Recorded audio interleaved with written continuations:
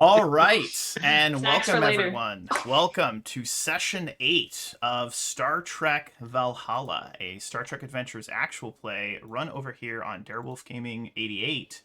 And you'll notice tonight that we have a new face amongst the crew of the Ragnar. This is a special guest who will also be on the upcoming Star Trek Magmel, playing a different character. But tonight is playing, well, why don't I allow her to introduce her character and herself, and then we'll have the rest of the crew introduce themselves, and then we will get into session 8, episode 8, The Enemy Within. But Drill, why don't you take it away? Hi, I'm Jill or Julie. You can find me on Twitch and Discord. I will be playing Commander Darcy Kayde. I have this ship under arrest and it's under my control now. It's pretty great. It's pretty great. Brian. Thanks. I am Brian. I'm also Brian on Twitter and on Twitch, although on Twitch I spell it with a 0. And I am playing Captain Asbatreso, who is a Betazoid who has forsworn his telepathic gifts and who may or may not still be in control of the ship. Who knows? Hello, I'm Siderial Day. I play Commander Ajay Shahira, the first officer and chief medical officer, and is a Bajoran. Hello, I am Symbol. I play Lieutenant Alden Paris, the science officer of the Ragnar, and yeah, it's going to be one hell of a fun session. Hello, I'm Charles. I play Ensign Zed, the Ferengi Chief of Security and Operations Officer who is straight out of the Academy. How's it going? I'm Drew. I am playing Lieutenant Commander Krev. He is the Tellarite Chief Engineer and also may or may not actually be in charge of the ship.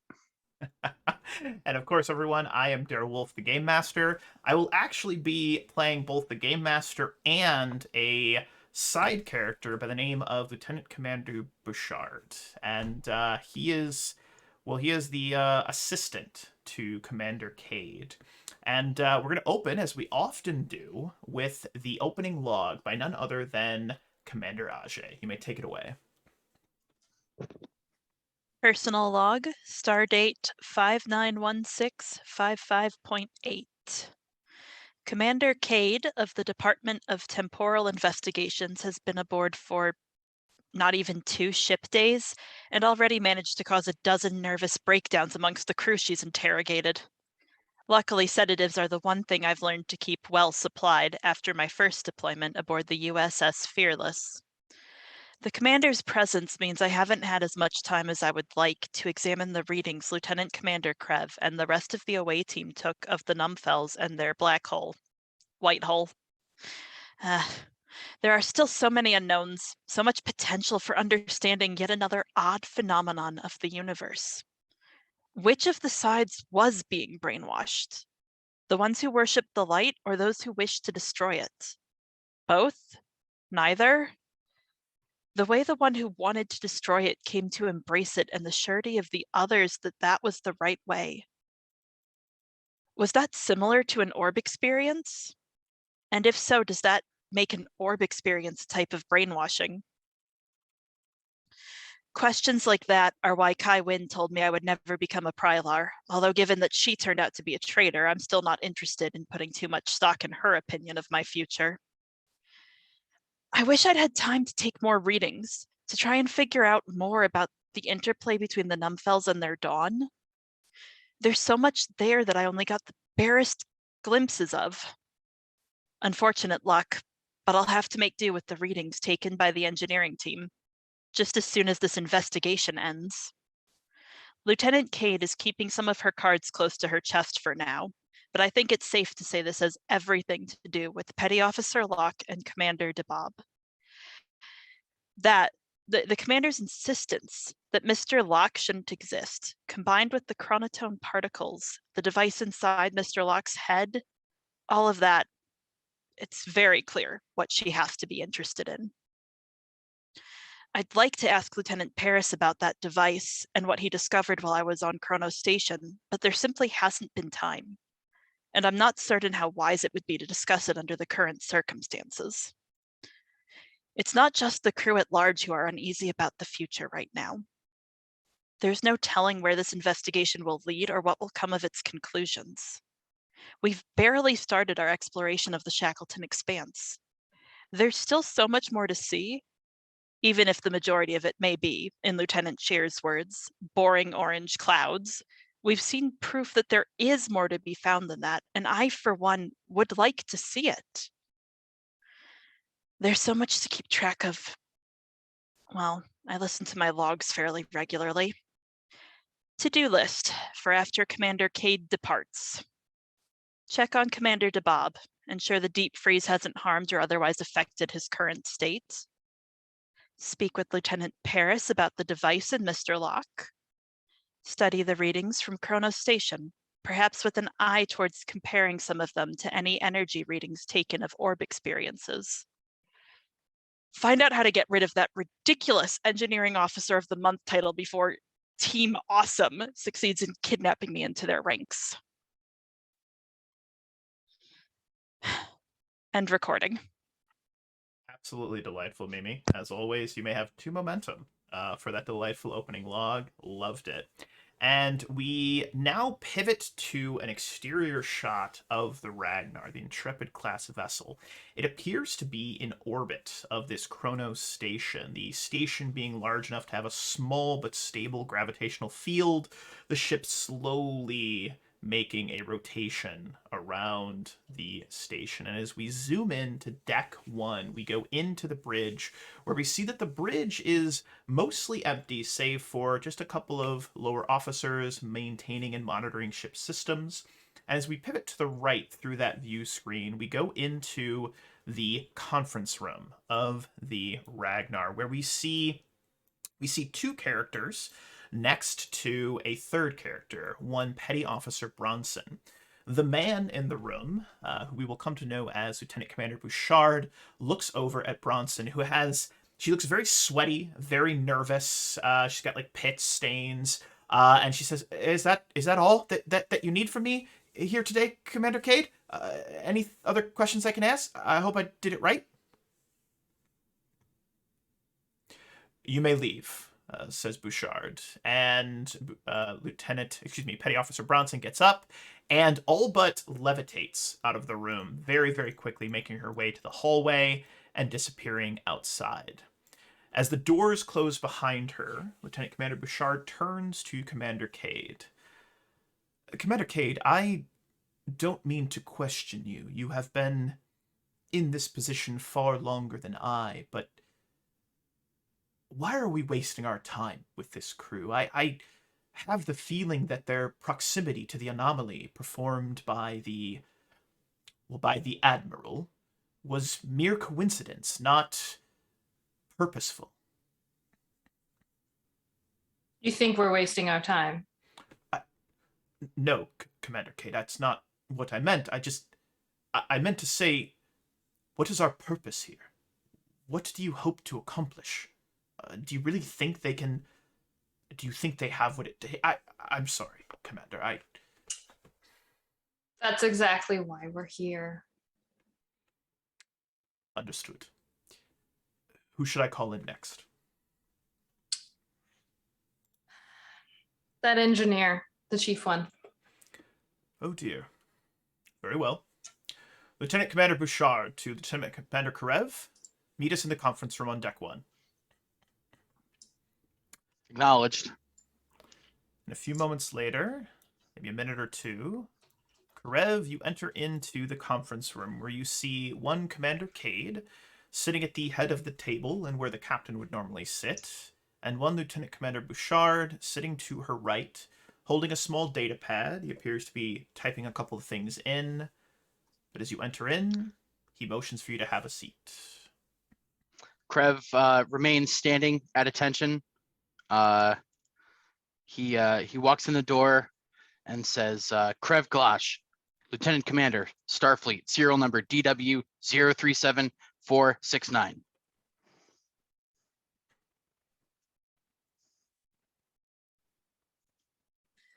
Oddly formal of you.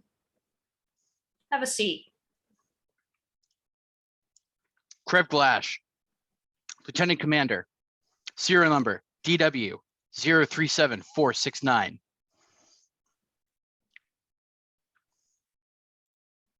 You think you're doing something, don't you? Though I know I'm doing something. Shut up, sit down. Okay, Or I'll make you sit down. he sits down.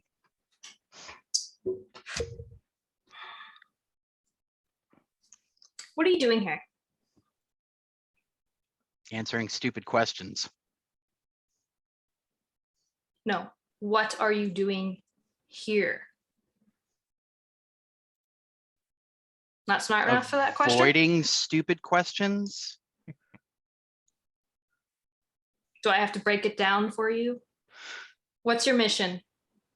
My mission, what, in Starfleet or out here in the Shackleton? Do I have to break it down for you even more? Apparently. Oh, wow. This crew is, well then. Great start. The Shackleton Expanse. Let me narrow it down for you. Our mission in the Shackleton Expanse is to survey, map, explore, Starfleet shit. I would advise you watch your language in this room. There's something special about this room in particular. On his data pad, Yes. you watch as Bouchard makes a couple of notes. You hear some like dit, dit, dit, dit, dit, dit, dit. Yes, I'm in it. You like disobeying orders, don't you? Yeah, it's a hobby. It's a good reputation to have. I don't give a damn about my reputation. Sorry. Really. I'm surprised they keep giving you promotions that you keep refusing. Yeah, well, when you're this good, This good. Really.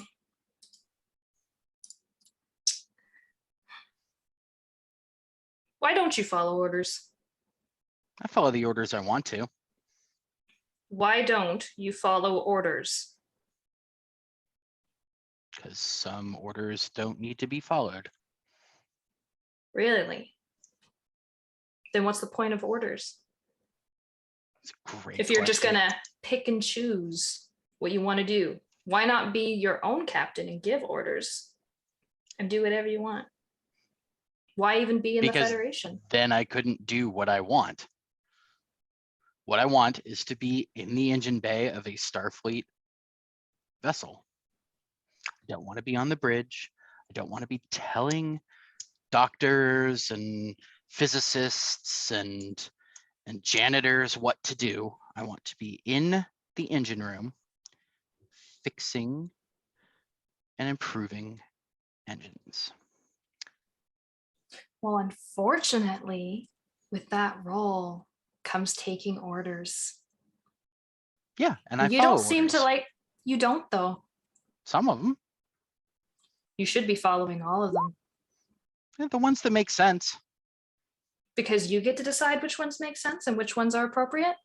I An mean, like, engineer it's- and not the it's- captain. It's part of the job. No, the job is doing what you're supposed to. Agreed.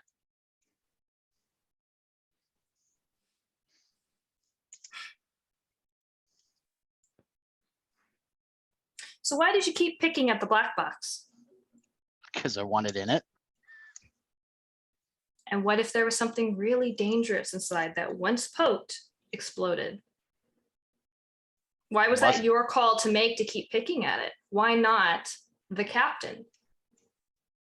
Because the captain would have done it himself if he hadn't been in charge of the ship. And I do you poked know it for that both how? of us. And how do you know he would have made that decision? Are you in his head? I'm his friend. We've But known you're each other not in for his head. years. I mean, do I live there? No. I live in a cabin like 4 decks down. Yes, I know. It's quite the room. I'm sorry, I didn't have a chance to inspect your house to complain about it. That'd be if there was a house.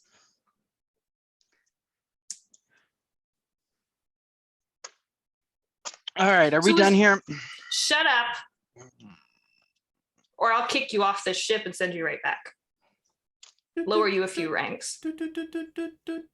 Cool. Won't be the first time. Right. So at this time, it would be a permanent deranking. Perhaps excommunication from the Federation entirely. Oh, I'm sure I could find my way out of that too. I'd like to see you try.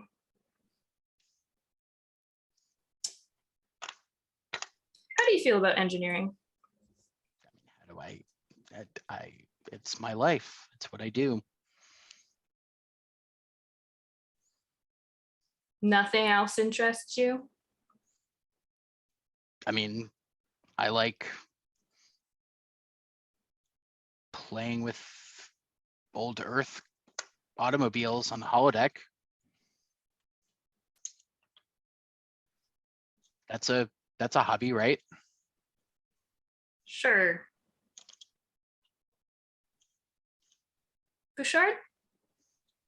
Yes, Commander. Thoughts? This one is filled with a kind of unspeakable rage, Commander. I question his ability to perform his duties under true pressure. Looking at his history, it seems he's only ever really had one thing that was dear to him that he inevitably broke. I'm speaking, of course, of his marriage. Right. He's still madly in love with her, obviously. Oh, that is without a doubt. I don't need to be a telepath to know that, Commander. So so now we're just making fun of me. No. It obviously ties into your work ethic. You like to break things, try and put them back together, except you couldn't do that with your marriage, couldn't you? Well, you know, she was always smarter than me. Not a difficult Because- thing to be. Cute.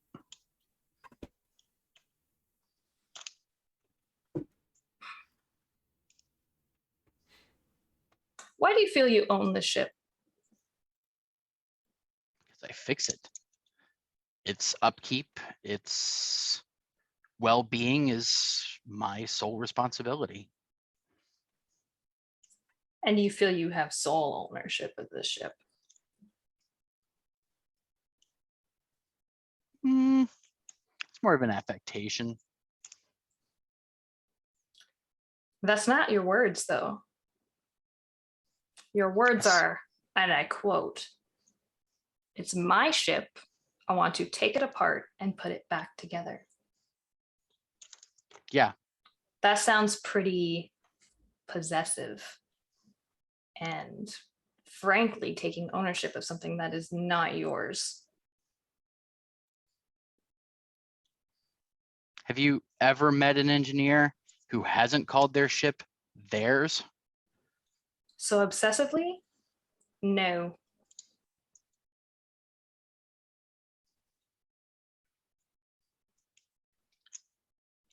You haven't known very many engineers then. I have known very many.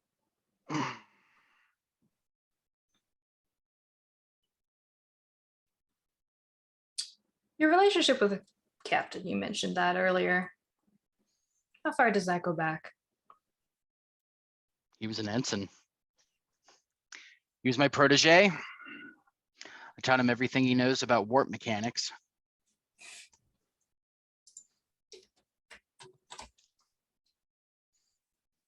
Did he learn under you? Were you his teacher? I was his commanding officer on his first ship. And you let him surpass you? What do I give a shit about that? No, as I'm you where I want to said, be. right, you're quite married to your work. You know, perhaps you're so married to your work that your marriage failed because you had a stronger relationship with that warp core. That must be why you're such a bitch. You're married to being a bitch. You will watch your tone, Lieutenant Commander. We're done here. You can leave. And as Lieutenant Commander Krev gets up, Bouchard watches him with narrowed and almost angry eyes. But as the doors open and then close, Bouchard turns to Commander Kayde. Commander, this is precisely what my concern was. This crew is brash, unrefined, untested. They are a moment away from self-destructing. And Fair enough.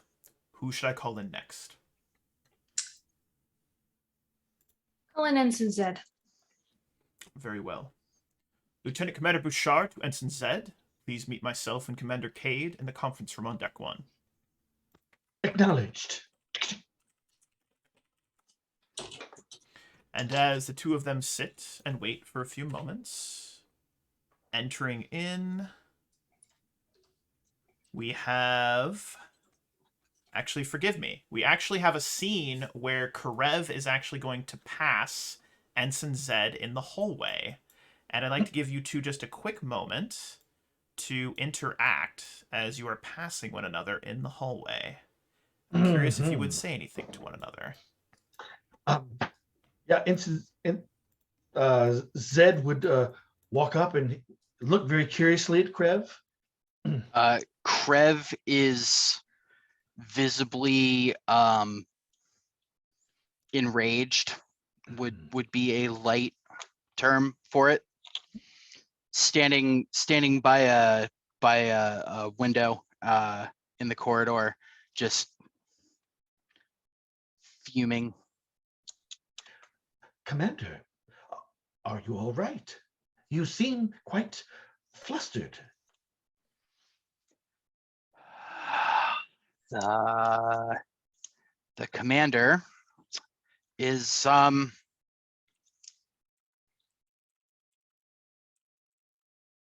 kind, and he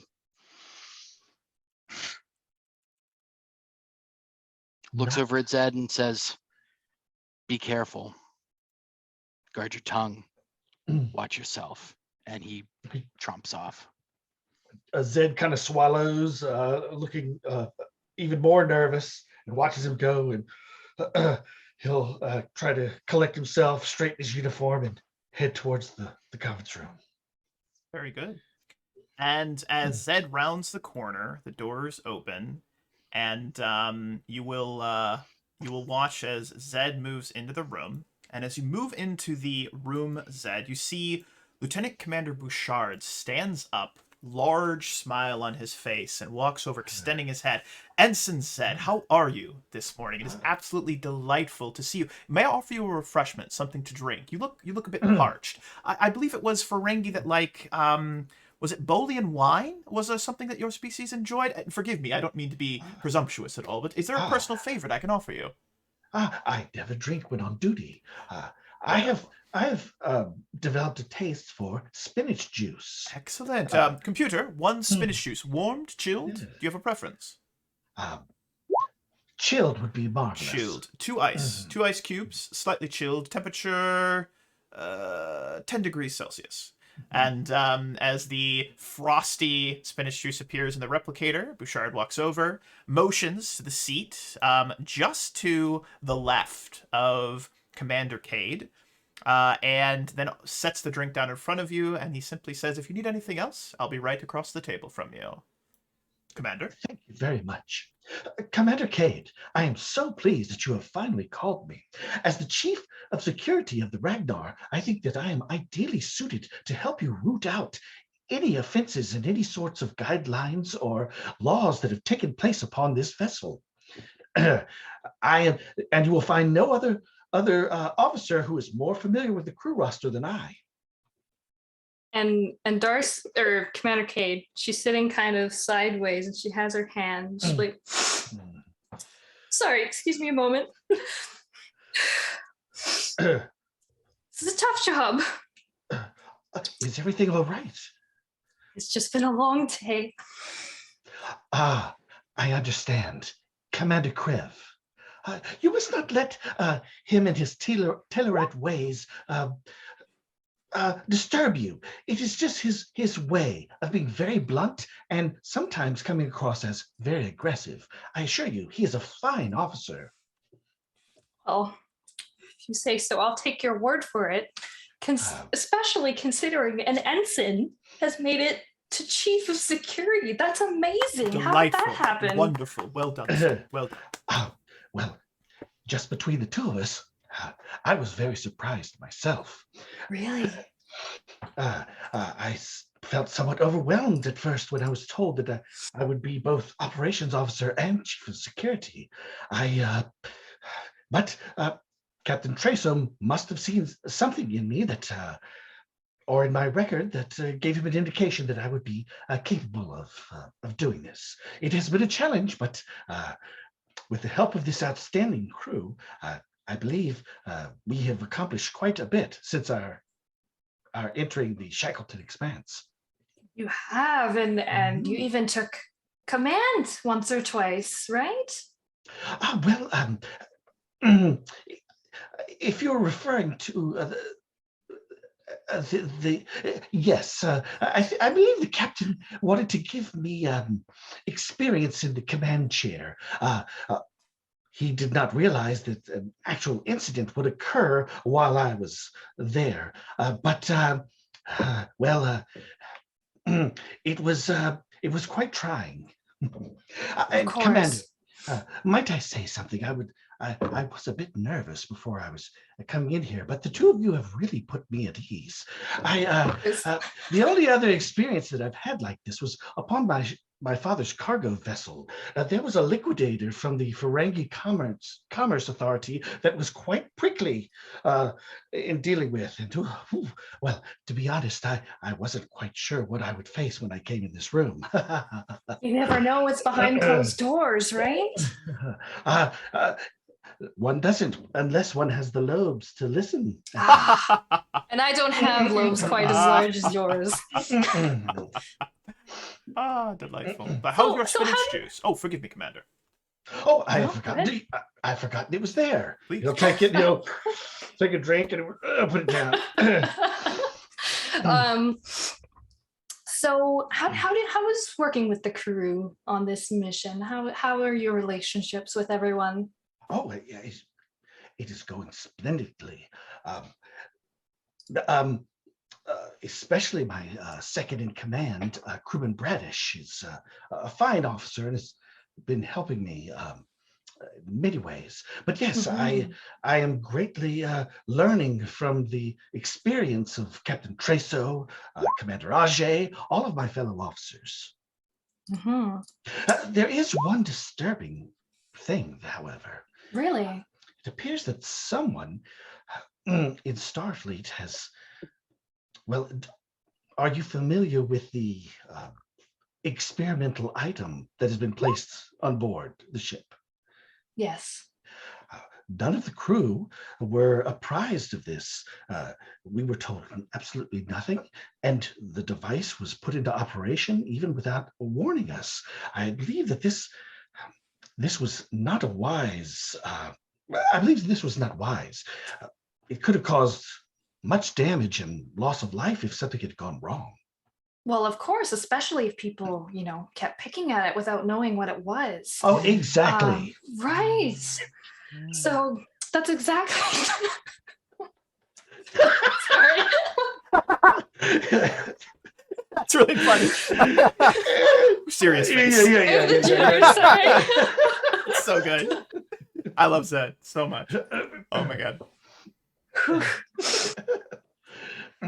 Which is exactly what we're investigating. Like, who would make such a decision to put that so secret on your ship? That's really uncalled for and very dangerous. And Well, it appears that it was one Admiral Locke, although we have not been able to locate any Starfleet records about his existence. However, the captain has interacted with him several times. very odd. And Yes. this is his trail is exactly the one we're following, and why we have to. This ship is the only one that's been in contact with this supposed Admiral Locke, so that's why we're following up. Is there any other relatives you've met, or any other suspicious individuals? Well, of course, there is Crewman Locke, who claims to be the son of Admiral Locke.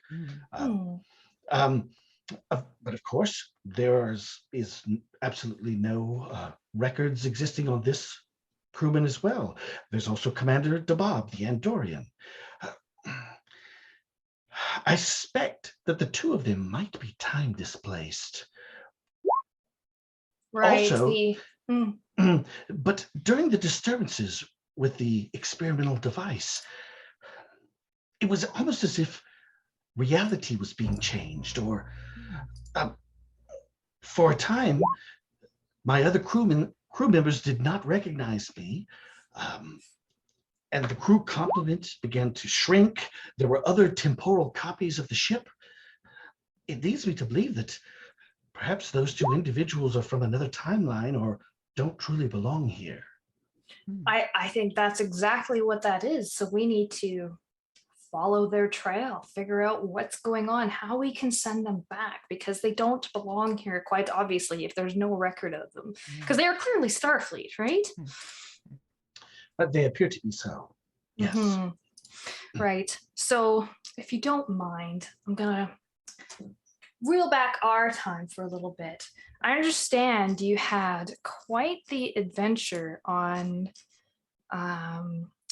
apologize, I'm looking through my notes. Take your time, Commander. Lieutenant Commander Bouchard gets another glass of spinach juice, placing it in front of Zed. This one's slightly more chilled. Let me know which one you like better if you want a third glass. Oh, why, thank you very much. He'll take another sip. So on the agricultural colony on Cauldron 5, we have to kind of go back a little bit. Oh, yes. This is where you met Commander Ajay, correct? That is correct. And Zed is turning a little bit more orangish, a bit, as if his face is getting a bit flushed. Yes, that is correct. Commander Ajay and I were both part of the contingent of officers that were sent to the planet to help with a Malarian plague. Yes. Quite a terrible disease that was ravaging the planet. I'm going to interject for just a moment, Zed. As you're starting to feel a little nervous, you, for a moment, get this sensation as though like you're someone that's very dear and close to you has placed a very calming hand on your shoulder. And as you look across the table, you see that Lieutenant Commander Bouchard is staring at you very intently, but there is this incredibly calming sensation that washes over you. Right. He'll take another sip from the spinach juice. And you don't have to worry. We're aware of everything that happened, and it's quite fine. It's quite fine. Yes. I'm not quite sure I know what you mean, Commander. I think you do. It's okay. You're not we can in handle. trouble. You're not on trial, Ensign Zed. We're simply trying to understand. Bouchard, it's fine. Forgive me, Commander. We can handle it for you if you want. We can take that mantle hanging over you. We can take that away, or if you much prefer, and she's gonna pull out. It's almost like a comm badge, but not really. It's almost like a mini data pad, and she'll hand it over, and she'll be like, "If the time comes, you can call us." And she'll leave that with him. Thank you very much. He's going to look at it. I presume it's a contact kind of a thing to contact. Something like that, yeah.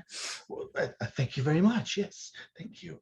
And We wouldn't want to stress out our ensign, amazing or security officer so early on the job. We don't want any sort of collateral coming back on our officers. Yes, of course. Might I ask, how did you find out? We have our ways. We know a lot of things, and unfortunately, they're not always happy things. But we understand sometimes you have to bend the rules, you know. Cheshire-like grin Right, on Lieutenant yes. Commander Bouchard's face. Yeah. But I did not want to bend the rules, but colonists were dying. Each day without the necessary medicines meant more deaths from the Malarian plague. I just couldn't bear to see another one die when it could be so easily prevented. Exactly. No one can bear that pain of watching someone else suffer like that. I know I violated protocols, but I remembered one of my father's black market connections who was able to obtain the medicines through less than legal channels. And, but I must admit, I still feel guilty about it, Commander. And what's not morality without guilt, right? We can't lose that part of ourselves. I suppose not. A Ferengi rule of acquisition number 9 states that opportunity plus instinct equals profit. And what I did profited the sick on Keldron 5, but I do believe I incurred losses to my self-esteem and perhaps even my reputation. Well, as a result. It's not public knowledge. This is under wraps. I work in a very, very underground organization, and they're locked away in the vault, so to speak. Ah, in the vault, yes. Yes, Mhm. the vault. Well. But this shows that you're willing to do what is necessary for, let's say, the greater good. The greater The lesser good. of two evils? Yes. But I certainly wish that I could have just picked the good instead of the evil. I wish we all could do that, honestly. And unfortunately, I think with this investigation and whatever comes of it, I believe at least myself is going to have to choose the lesser of the evils. And I may have to put that on this crew, that responsibility. I see. Mm-hmm. And I can count on you for that, right? Of course. You can count on me. I will do my duty as a Starfleet officer and a Federation citizen. Right. And I know you will. Thank you very much, Commander. Do you have any questions for me?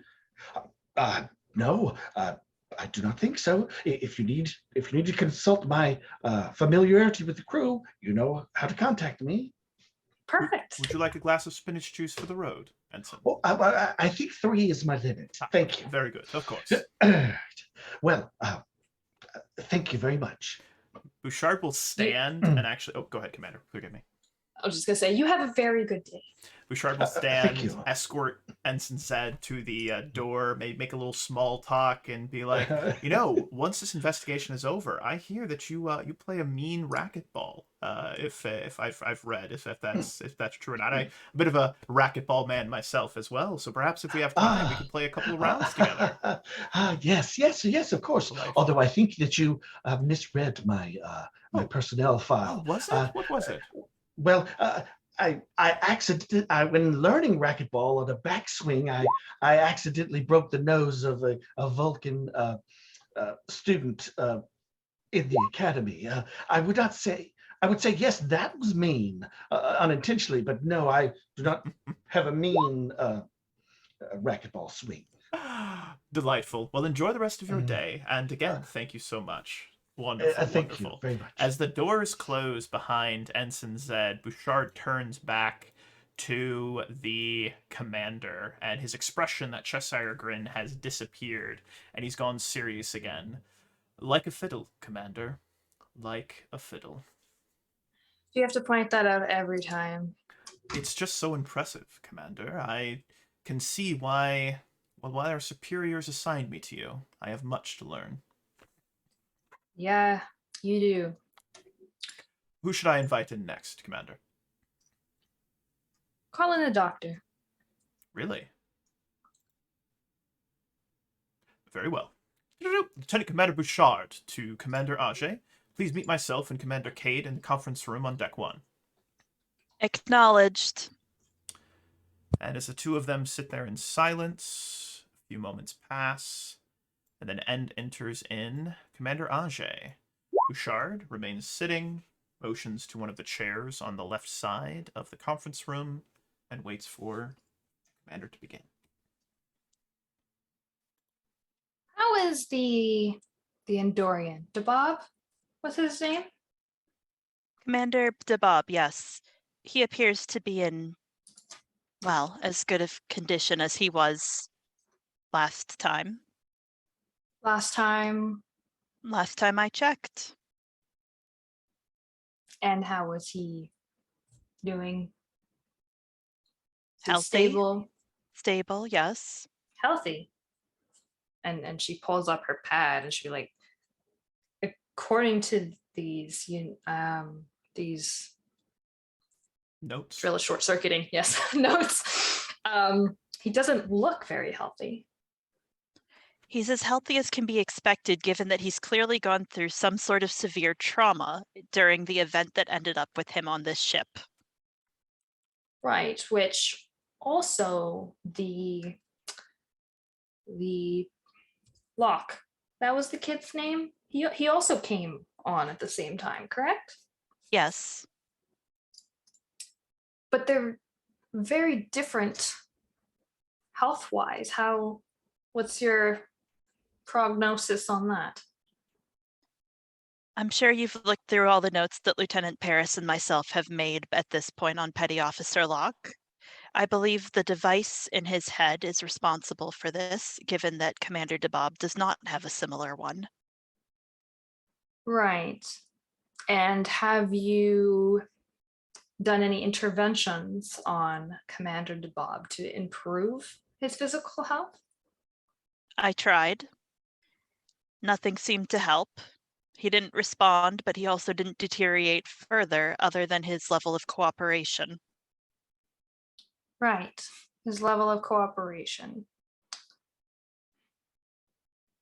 Is there a reason that this wasn't immediately notified to Starfleet? It seems there was a delay in that report. My understanding was that the captain forwarded on to Starfleet as soon as was possible, given that they were both beamed aboard during a rather severe crisis. It took us some time to make repairs to the ship, including to the communications array. If I may, Commander, and he looks to Commander Kayde, and then looks back to Commander Age, what if we were to tell you, Commander Age, that such a message never reached Starfleet Command? Your captain, according to his notes, said to the crew that he sent that message, but the message never arrived. Are you sure that he sent it? Given that I'm not with him every minute of every day, I cannot be certain, but the captain has not led me astray so far. It's possible that the message never reached Starfleet due to the lack of relays between where we are in the Shackleton Expanse and the closest Starfleet base, or due to some phenomenon in the Shackleton Expanse. We've encountered a variety of storms so far, all of which have hampered us. If the message got caught up in one of those, it might not have been able to reach through. Again, there are no relays out here. Right. And do you not think you should have waited for, or rather, do you think the captain should have waited for confirmation before continuing further into the expanse where communication becomes even less secure or reliable. We had no reason at the time to believe that our communication didn't reach Starfleet. You wouldn't think such an important piece of knowledge wouldn't require confirmation? Starfleet captains are expected to exercise their own best judgment in situations like this. They are Right. often sent into the middle of nowhere with no backup or limited backup. That's right. And I couldn't expect a doctor to try and judge the decisions of the captain. That was out of line on my part. I still find it odd that the Andorian, this Commander Deba, was so. Were you able to find out why he was out of sorts? He was under the delusion that the Ragnar was his ship and that he was in command. And there was no record of that, of course, right? No, there was not. And you deemed it better that he be sedated in cryostasis than be continued to have his own mind. I was concerned that he was going to do something precipitous to himself or to the safety of this crew and the vessel. As I said, his cooperation levels were deteriorating rapidly, especially after I had a conversation with him. I'm sure it's on record before we froze him. Right. He was unable to provide me with the information I requested of him and made no attempts to say that he didn't know or to answer. He simply would not tell me. And I noted an increasing agitation in his behavior, as well as an increasing level of instability. If you haven't gone down to actually see the brig where he was kept, there's images of the walls. And she'll pull those up. And GM, remind me what the word said. Oh no, absolutely. So character it is would know, just but the I don't. name. It's just the name Locke, written in every single language, literally carved into the metal of the walls. There are small, tiny blood patches from where literally this Andorian has like used his nails to chip away at the metal and carve the name. And Cardassian, Andorian, human, all different sorts of languages. Every language, even languages you don't know, you've never seen before. It's just a smattering of that name all over the walls. Given his obsession, it was deemed wiser to sedate him rather than risk him injuring the crew or himself. And you don't think the brig is safe for the crew? Let's put his safety aside for a moment. The safety of the crew, right? Yes. Is the bridge not secure enough? Is the ship not secure enough? The ship is fine. However, we don't know enough about the chronoton particles yet to demonstrate how they might interact with other technology. Right. This is a man who is clearly obsessed and might have gone to extreme lengths to get out of there to find and kill someone he believed to be a danger. And you deemed cryostasis rather more suitable option over something akin to, Drill's blanking on the word, those padded rooms in psych wards, straight jackets. I forget what I believe what the commander is attempting to get at is that you felt it was a better use of your medical capabilities to flash freeze a patient rather than attempt to heal them. You took a problem and froze it rather than tried to fix it. I may be a little rust on my Hippocratic oath, but that seems, well, Commander, and he looks to Ajay very intently, and Ajay, you feel perhaps a little more uneasy, like pins and needles inside, like on the like edges of your skull, as though someone is literally probing your mind right now, and you see that he has not blinked in quite a long time as he is staring at her intently. That seems, well, very undoctor-like, Commander Ajay.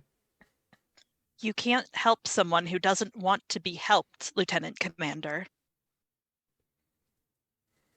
But are there not many ways to help people that don't want to help themselves? And you went to the extreme and froze them as your first option.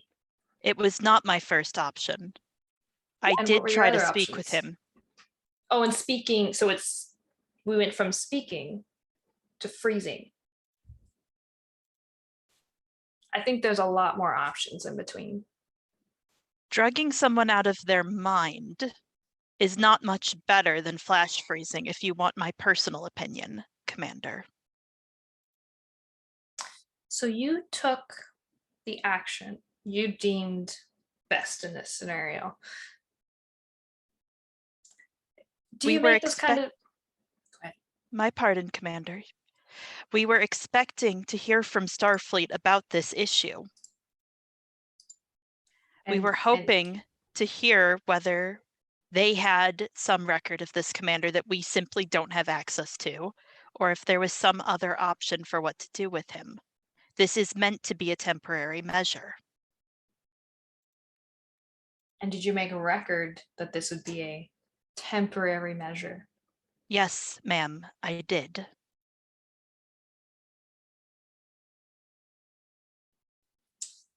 She'll nod to Bouchard. Let's shift away from this Commander DeBob and to this Petty Officer Locke. As your records say, he was disgustingly healthy. In what ways do you mean that? Everyone has something wrong with them.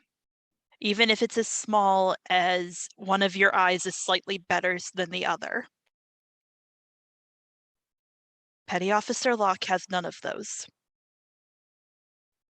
So your records here say, and you surmise that this was because of the device in his head. That is our current working theory. Mm-hmm. And it's not just a device, is it? I'm afraid that's not my area of expertise, and I haven't had time to confer as much as I'd like to with Lieutenant Paris about it.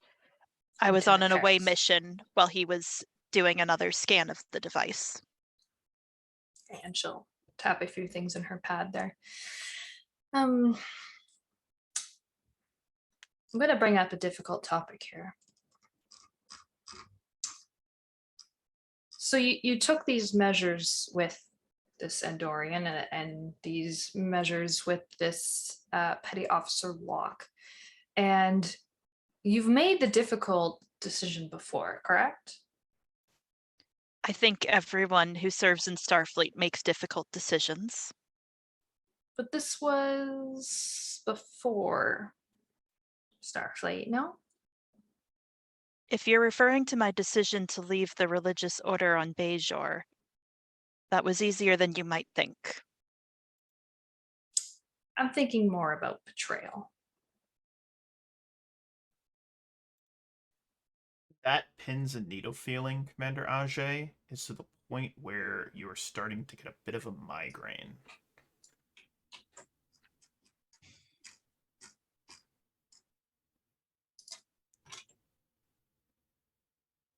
It's no secret that Kai Wynn died because she was a traitor to our people. I was no more personally betrayed than anyone else.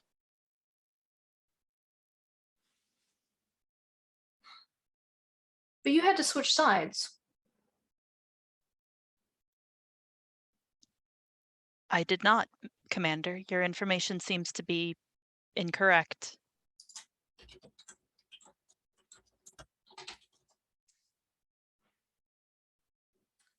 Wow. It's quite the history, really.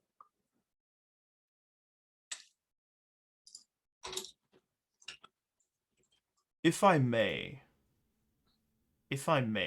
Commander. And that pins and needle feeling, Ajay, somewhat disappears as Bouchard looks over to Commander Kayde. He then looks back at Ajay, and the pins and needle feeling returns, Ajay, but it's not as intense. Once again, you feel like your mind is slightly being probed. I believe what the commander may be getting at, and that we're asking for a bit more of clarity, is the situation regarding your brother's disappearance. I was a baby when my brother vanished. And as you aged, why did you never take the time to go look for him? Many children disappeared during the occupation. It's easier to believe they died quickly than to go searching for a grave and a horror story.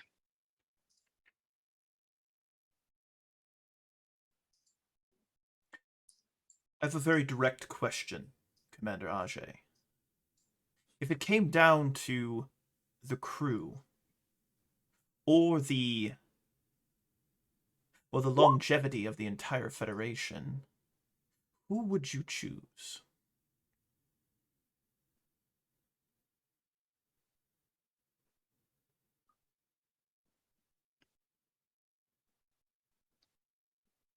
Is it worth being loyal to someone who isn't loyal to you?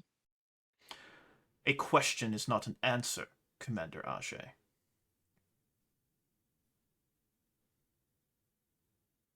Obviously, I would like to see the Federation last.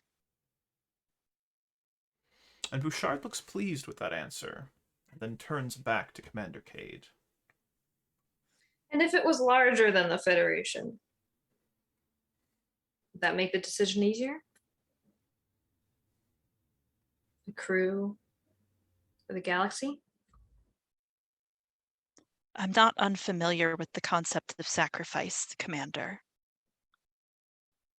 But If are you you can- comfortable with it?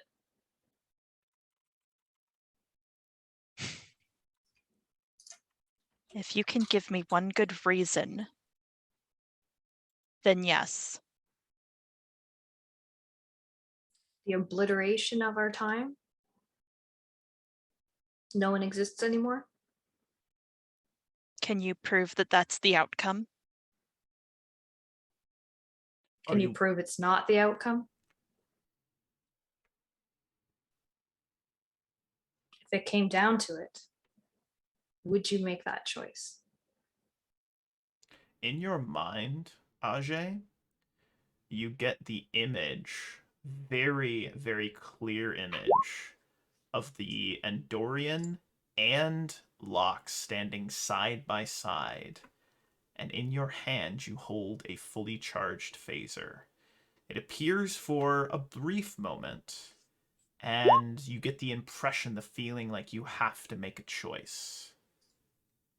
And then the image disappears, and the pins and needle feeling is gone as well.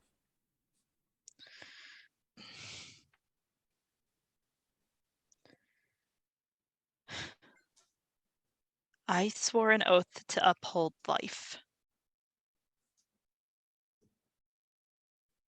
And I will fight till my last breath to do that.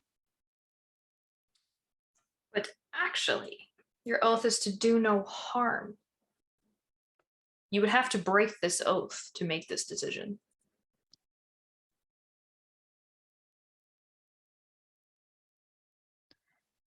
Doctors break that oath every day. You have to hurt someone to heal them. And Commander Kayde looks very satisfied with that answer. And As does Bouchard.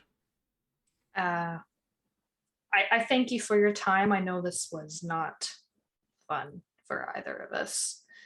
I won't pretend I'm the good guy. I thank you for your time. You're dismissed, Commander. Commander. Ajay will stand up and leave without another word. And watching her leave, Lieutenant Commander Bouchard will wait for the door to close, then turn to Commander Kayde. At least now we have confirmation that the message to Starfleet never arrived. That was my only loose end I was concerned about. Right. Such a great decision there. Who should I invite in next, Commander?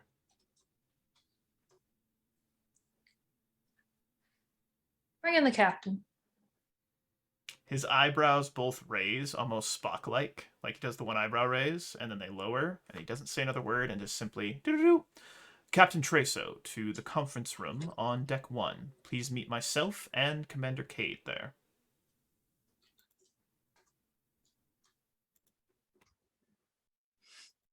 Well, actually, before that happens, though, per request from our other GM, we are actually going to have Ajay and Treso, similar to Zed and Krev. You guys are going to meet in the hallway as Ajay is leaving and the captain is entering. So I want to give you two a brief moment to have a quick interaction. Jahir, are you all right? No.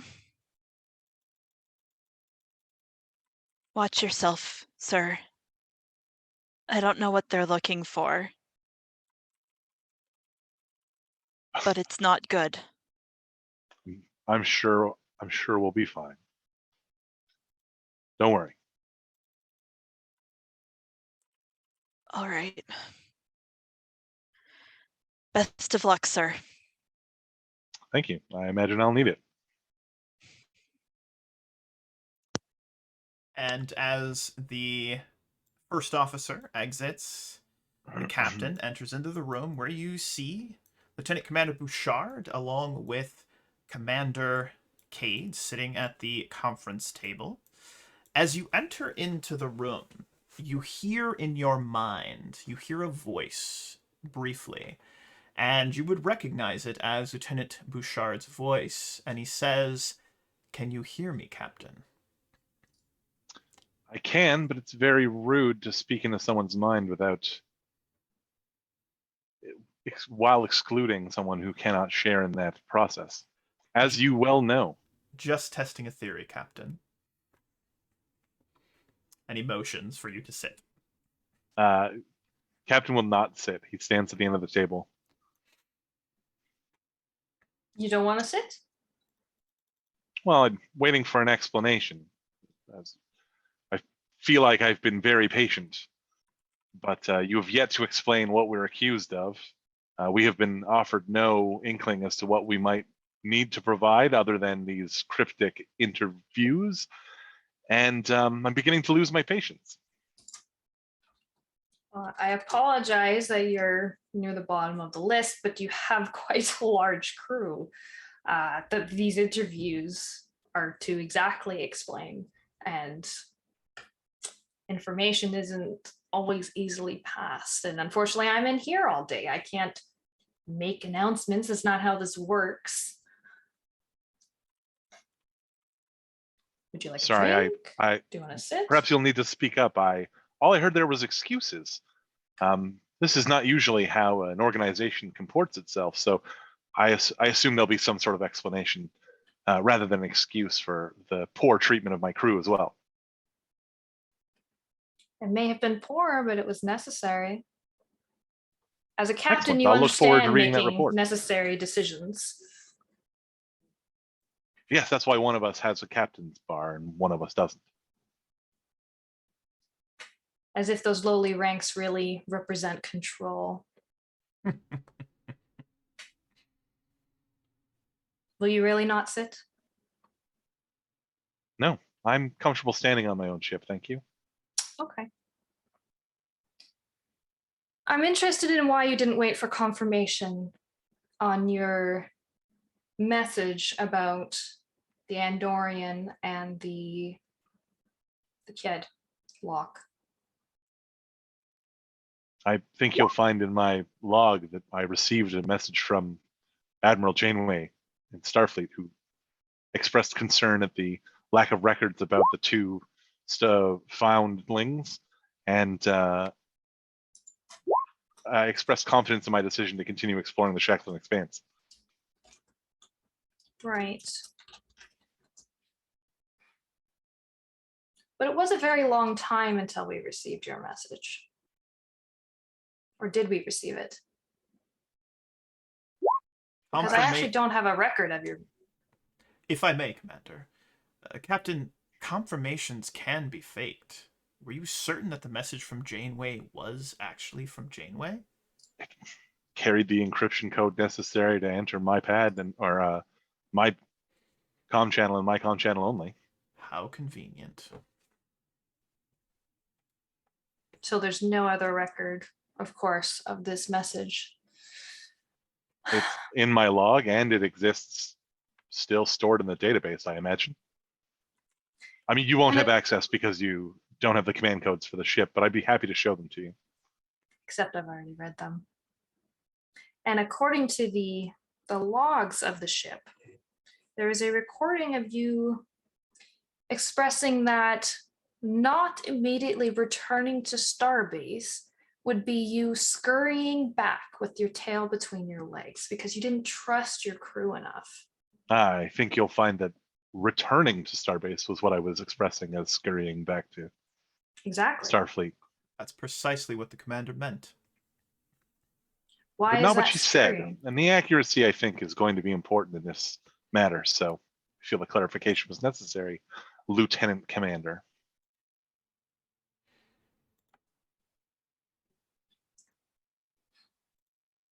But please, continue your line of questioning. Right. I'm just very curious why picking up two individuals clearly not where they're supposed to be and not receiving confirmation that your message was received, they weren't immediately brought back to Starbase. Commander, if I may, and Captain, forgive me for the interruption, but Captain, I'm going to let you in on a little bit of information. The message you apparently received from Janeway was, well, it was a fraud. And that message never actually returned to the Federation. Had it, I assume you could surmise that Starfleet would have asked to have these two individuals immediately returned to the Federation. Temporal shenanigans, and he makes a little bit of a smirk at this comment, are something the Federation does not take lightly. And I believe the commander is simply wondering why you took such a laissez-faire attitude with these two temporally displaced crew members. I want to be clear. Captain, we don't want to be here any more than you want us here. We are simply trying to make sure that the Federation's interests are being protected and that one of our best and brightest crews is doing the right thing. I believe that is really the reason we're here, Commander.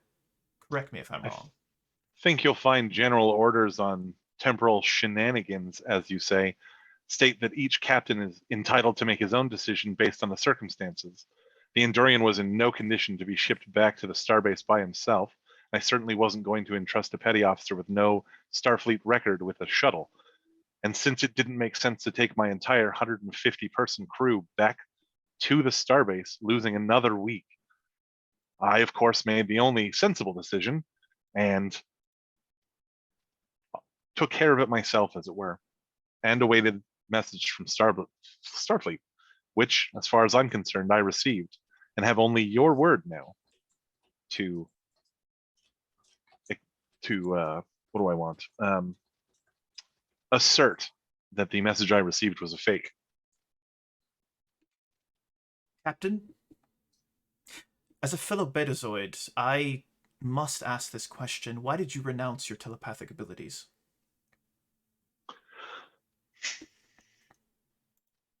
There was an accusation leveled against me in Starfleet Academy that I was using my abilities to excel in my studies, and I did not see enough of a benefit from them to continue to use them in such a way that would leave me open to those accusations. I was ambitious in the academy. I hoped to get my own command, and as you see, it did work out that way. And while I do sometimes regret that decision, was justified at the time, I feel. So you do regret it. Occasionally. It could certainly serve me in good stead now. The lieutenant commander turns to Commander Kayde, and in your mind, Commander Kayde, you hear him tell you, "I'm not convinced he truly gave them up." And what process do you go through to renounce, as you said, or as Lieutenant Commander Bouchard said, your abilities? It's a twofold process. The first is there is a deep meditation you can enter, which will then allow you to access that part of your mind and effectively stop communication with it. Does no permanent damage, and it is reversible should one feel it necessary. However, that does require sedation in order to enter the appropriate meditative state. The second is a long course of therapy, as it is quite traumatic for a Betazoid who has grown up with telepathic powers. As it to should suddenly be, find rejecting themselves- your own people and your very heritage. And Bouchard! Lieutenant Commander Bouchard gets upset and actually stands, and you see his face has become red, but as soon as the Commander Kayde says something, he immediately sits back down and takes a deep, calming breath, closing his eyes for a moment. Stay in line, Lieutenant Commander. Apologies, Commander.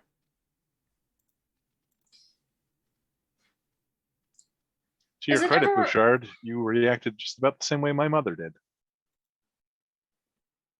And is there ever any record of this renouncing, or I'm not sure what you would call the process, of wearing off?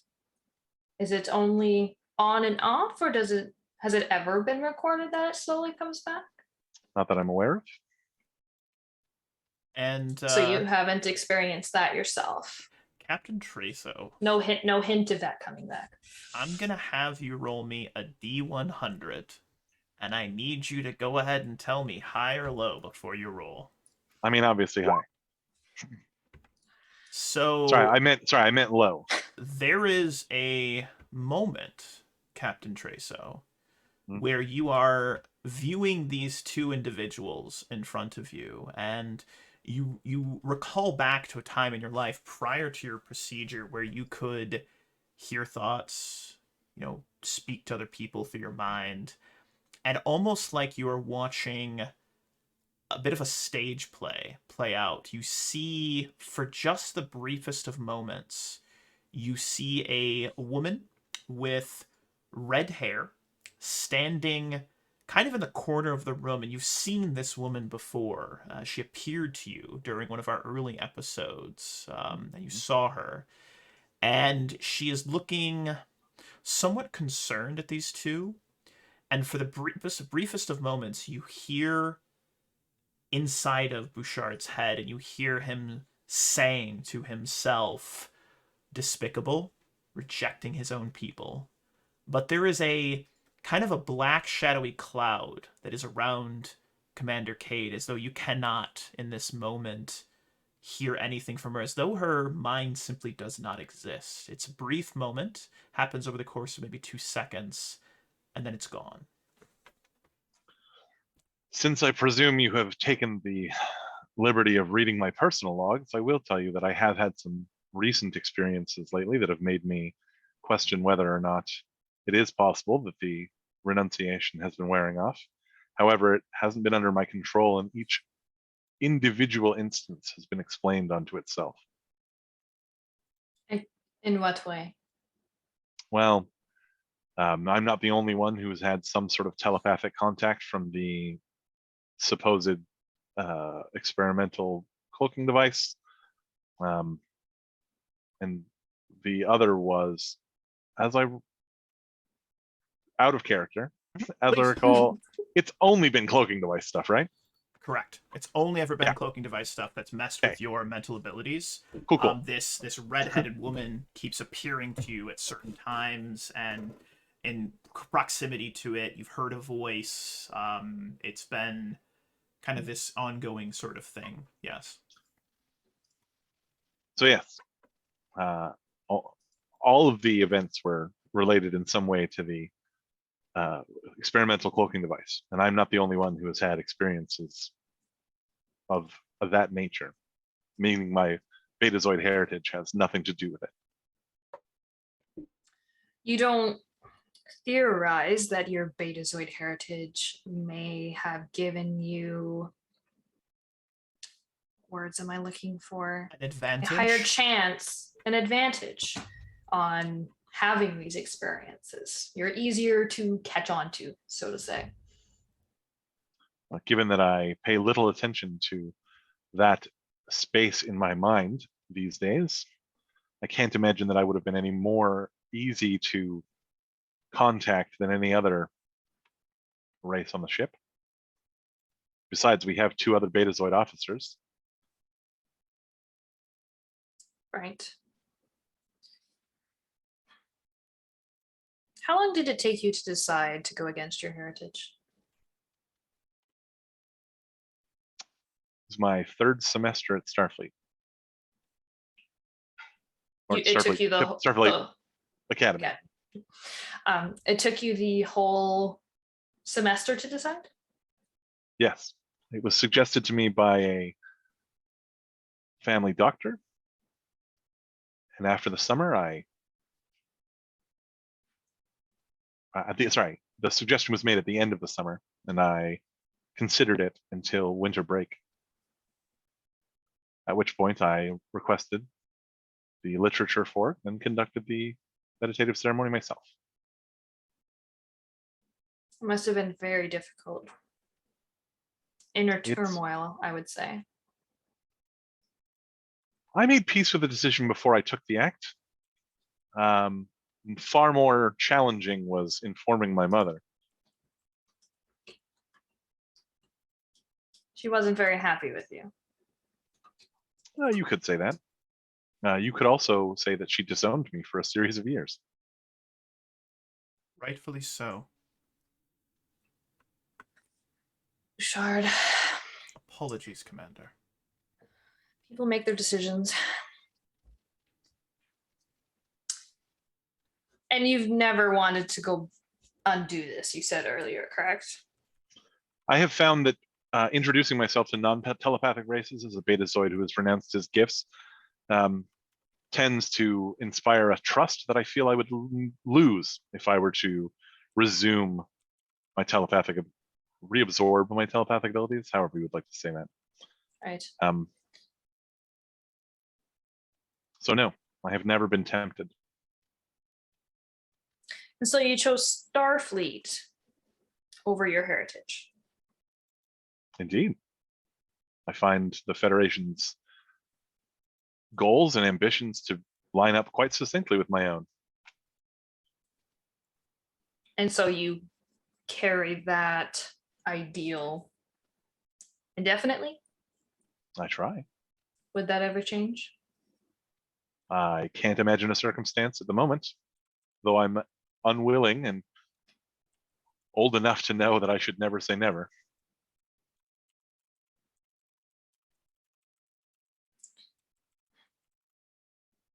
Right.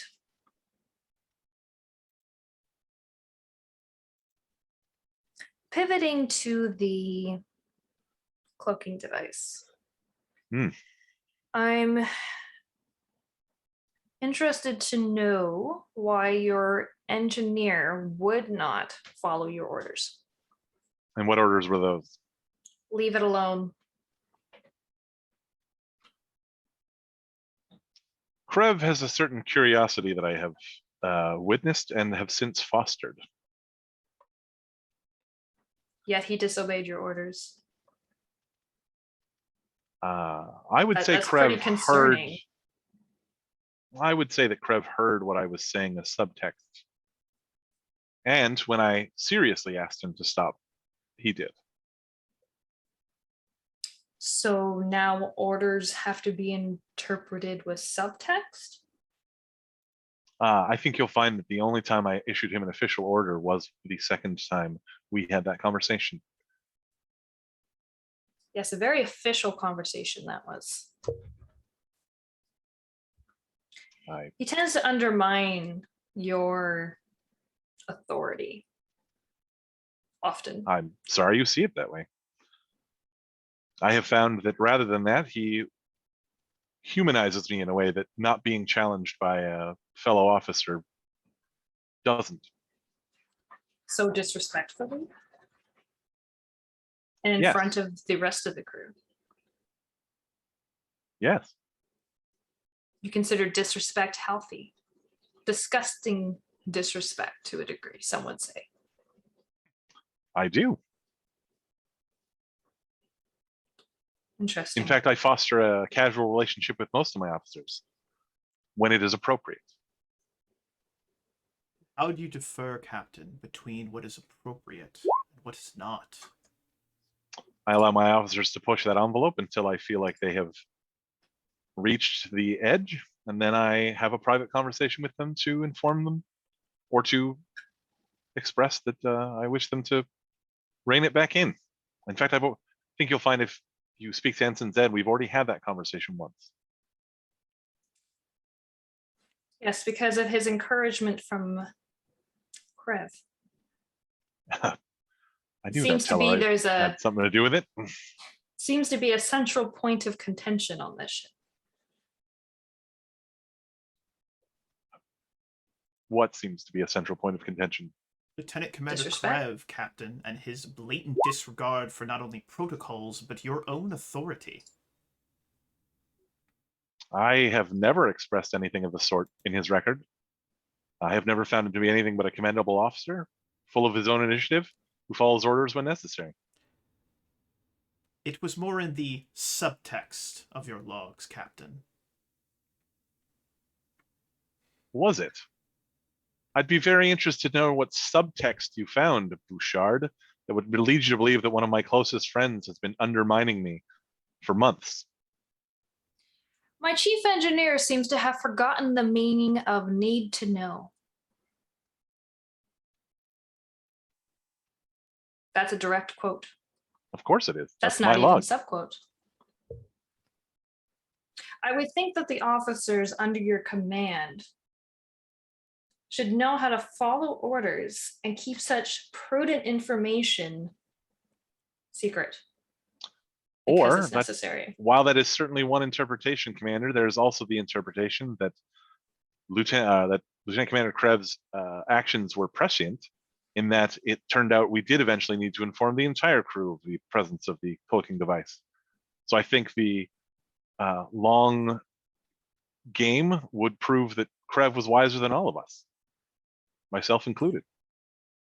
So he got to make that decision and not you as the captain. You're blowing it out of proportion. He Am I? informed his engineering assistant of the existence of the cloaking device and spoke of it in front of someone that he may not have, should have. However, neither of those were such that I needed to make any further mention of it other than sarcastically in my log. Over the speakers of the conference room, you see Bouchard set down his little data pad and he presses a play button, and we hear Karev making a loud statement about that damned device on the lower deck on the bridge, where a bunch of other officers on the bridge hear it, and he just lets that play once, twice, and then halfway through a third time, and then he goes, I think that's enough. Boop.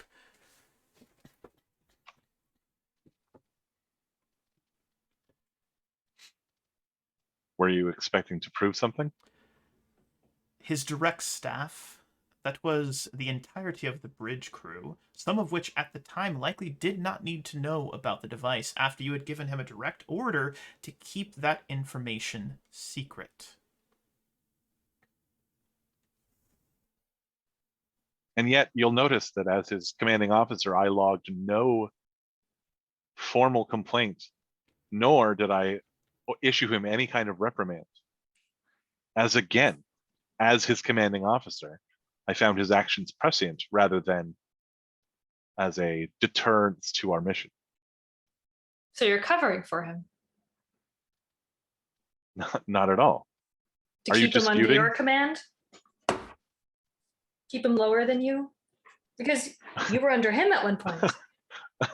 Wait, are you attempting to infer that my ambitions and his don't align? I want Your words, to not command a mine. ship with the best engineer in the fleet, and he wants to engineer a ship that is top of the line. We both win. Because your priorities is what's really important here. No, Starfleet's priorities are what's important. They just happen to align with both our ambitions. Bouchard looks to Lieutenant Commander Kayde, and he brings his right hand up to his face again, and very long drawn, just kind of like rub of his cheek, of his chin, and he has this expression that says, "I'm satisfied."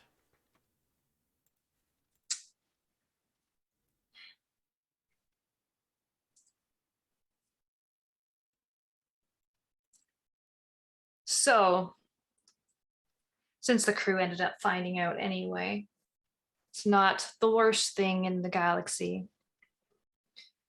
But how can you be certain that he'll keep his mouth shut when it's very, very necessary and much more prudent?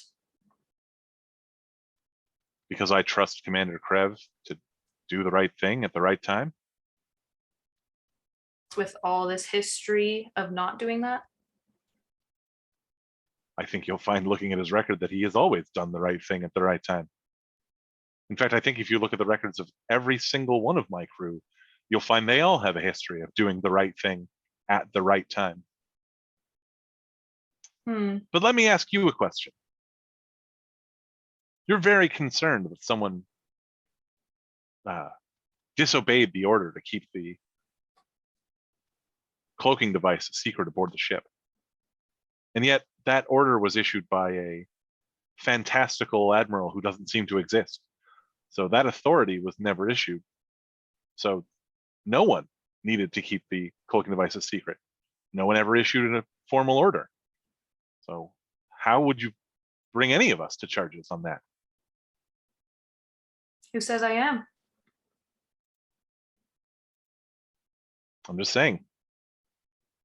If you're going to question Krev on his ability to follow orders, I guess I'm also on that block. And I would argue, whose orders?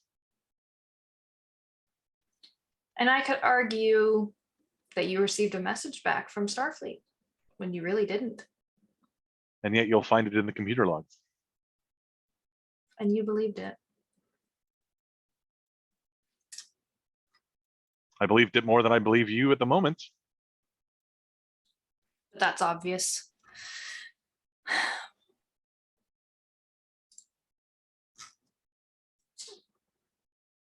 You were once recruited to Starfleet Intelligence. You were in my seat once. I was under the None. impression you were temporal affairs. I'm sure. I'm afraid you'll have to refresh my memory, or at least quote me the relevant file numbers, because I don't recall ever having been recruited to Starfleet Intelligence. Isn't that where you got your knack for transporters? Again, you'll either have to quote me the relevant file numbers, or refresh my memory, because I, again, have no recollection of having been recruited to Starfleet Intelligence. At least someone on this ship understands a need-to-know basis.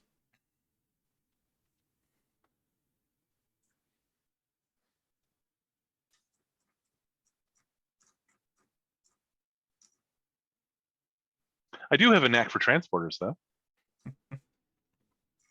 As evident from your history. You made the decision to disobey orders yourself at that time, which resulted in the death of 4 officers. The You don't order recall was. that either?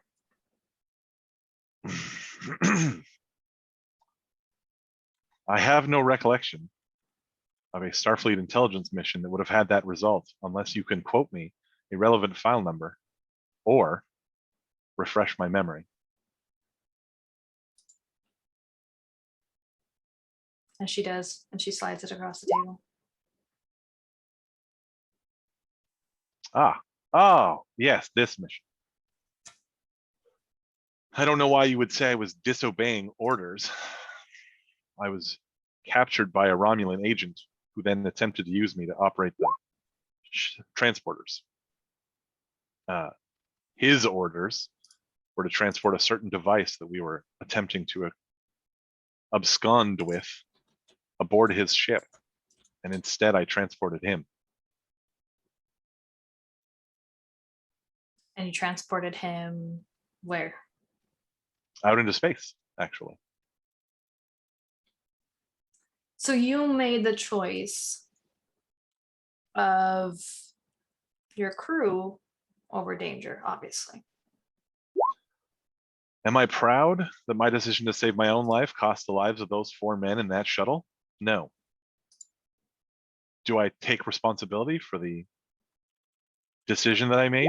Absolutely. Would I Would call you do it it again? disobeying orders? Not in the least. No, next time I'd be more precise in my targeting vectors, ensuring that any stray fire would be directed towards the Romulans and not myself or my crew.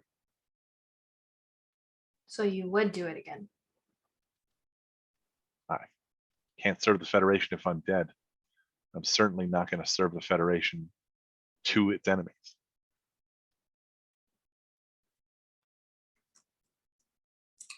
Thank you for your time, Captain.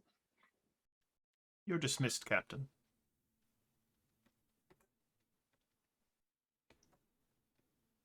Alrighty. I And look forward to this report. And as the captain exits, Bouchard waits for the doors once again to close and turns to Commander Kayde. While I can't read what's inside your mind currently, Commander Kayde, I'm getting the impression that you are impressed with the crew so far. Not a simple task to accomplish. Who's to say I'm impressed?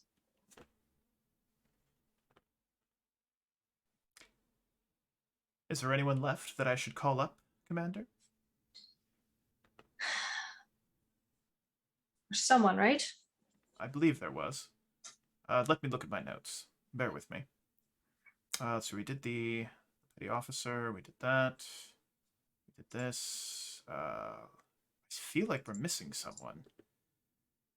Let's see here. No, we did them. Ajay, of course. The captain. Right. You're taking too long. Sorry, one moment. It's this damn data pad. It's freezing again. Give me one moment. And it like bangs it on the And she'll table. grab it from his hand and whack it once, and then it'll come out.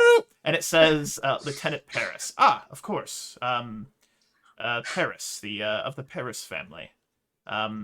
Shall I call him up, Commander? Right. Lieutenant Paris, to the conference room, please. On my way. He looks at an imaginary watch for a few moments, as though he's somewhat impatient. And as Lieutenant Paris enters into the room, Lieutenant Paris, you would see that the lieutenant commander appears to be packing up his things, as though they were getting ready to leave, as though they were quote unquote closing up shop. And Can you pause for a second? please. Can you check your messages? Oh, I'm so sorry. There's a secret message. Oh. Okay, yes.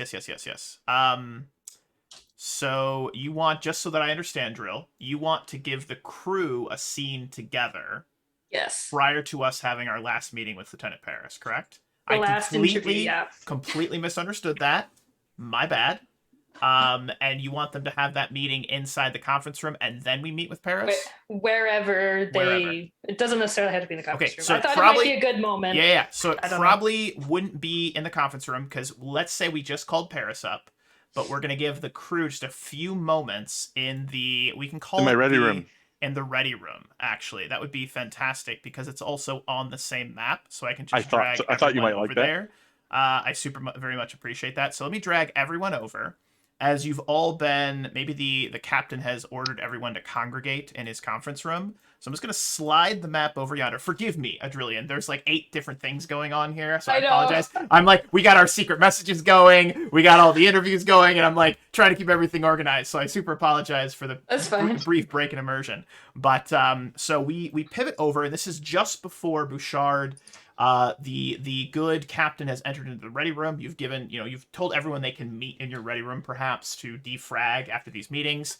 And we see the 5 of you in the ready room. Lieutenant Paris, you have not as of yet been called. Forgive me for that brief break in immersion. As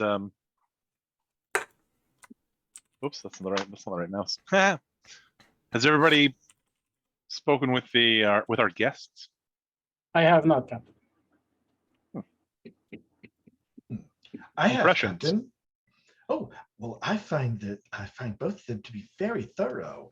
I think they're dedicated to get to the bottom of this and find out what exactly is going on with this temporal anomaly, and the two passengers we have on board. You all would notice some spinach caught in Krev's sharp teeth. Krev looks over at Zed. Krev is sitting on the couch over in the corner with his boots up, and he's got some unknowable Tellarite concoction in his hand. And he looks over at Zed and just gives the biggest sneer, and he's like, yeah, and I found out that I'm completely locked out of the transporter controls. Don't ask why. Okay, I won't, although I suspect I know, and I'm kind of glad. I can have someone look into that for you if you'd like. I wouldn't bother, Ensign.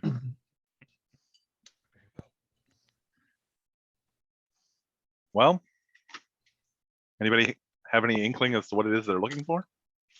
I don't know. They wouldn't shut up about my ex-wife, my inability to follow orders, whatever the hell that means. Yeah, they tried that one on me too. I follow every order you give me. I'm aware. I think they're looking for an excuse to make a decision none of us are going to be happy about. Well, I don't think I gave it to them. What sort of decision? That's a good question. I certainly It was. hope, Oh, go ahead, Ensign. well, I certainly hope I did not give it to them. I didn't even know I was giving anything. Then I wouldn't worry about it. Yeah. It was They're very- strange. They were even questioning me about power games between the two of us, Cap, Yeah, they tried that with me as well. as if I want to sit in that stupid big ass chair. Yes, they tried to imply that I was drawing some sort of venal pleasure from being your superior officer, as if I haven't tried to convince you to take your own ship for years. Seriously. Hell, I think the commander was still in primary school the first time they offered me a captaincy. Well, Paris, I order you, although I shouldn't have to, and I know you don't need this prompting. But when they do call you in there, be as honest and as upfront as you can be. Damn it. None of us have anything to hide. Of course. Oh, and Zed blushes bright orange when you say that. You okay there, buddy? You're I think I had too much spinach juice. Your stomach is slightly gurgling. Yeah. Too much fiber. I have the utmost confidence that whatever it is they're looking for, they won't find it on our records. Captain, don't we want them to find it, whatever it is? They are also a Federation department. You're right. Don't we both want the same thing? Yes You and can tell no, with these spooks. Ensign. In this instance, what we want them to do is find whatever it is they're looking for without being able to find one of us to blame for whatever it is they're looking for.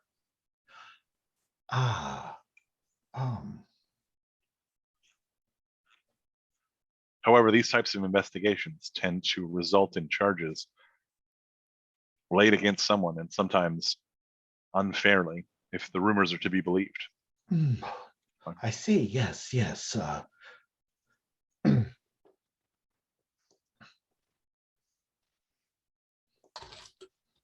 However, I'll tell all of you that as your commanding officer, it would be me prosecuted for any crimes you committed and not yourselves. You might see a demotion, but I'd be the one who takes the fall for it. So nobody worry too much. Like I told them, wouldn't be my first one.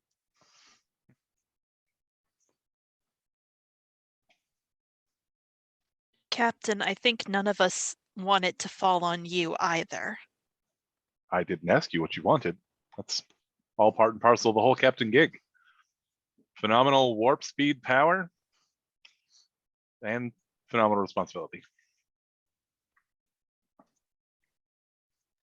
However, Captain, from what I've seen during my short stay aboard the Ragnar, I don't see the evidence of any wrongdoing on behalf of anyone on the crew.